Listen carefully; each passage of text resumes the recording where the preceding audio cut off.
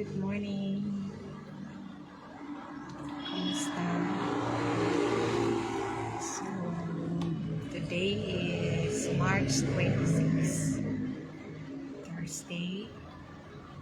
And nag-live ko kay nihunong lang ko gawas na nagpatubil.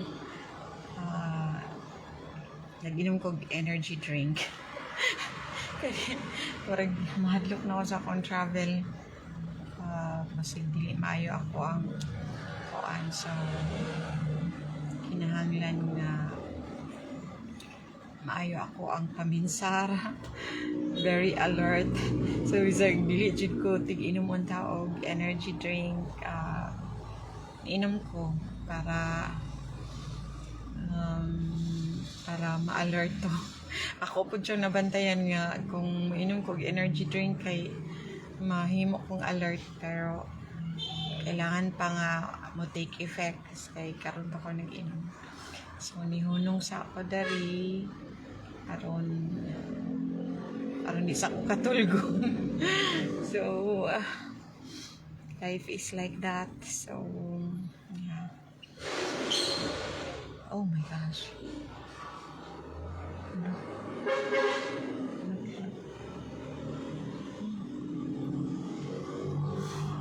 Anyway, I hope your Thursday is fine, and yeah, life is like that. So may God bless us all despite all our challenges in life.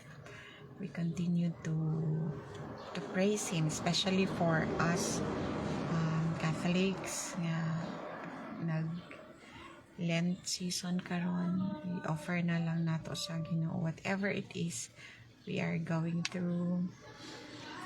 We don't own our problem. We give it to God and we offer everything to Him.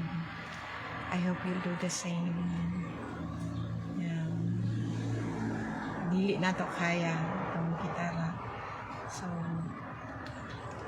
let's hope, let's pray, and let us know that God is going to send angels and people who will help us along the way for so long as we always walk in His grace.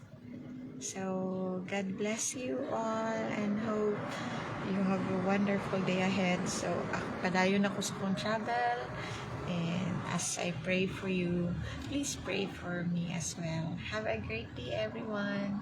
Bye-bye. God bless.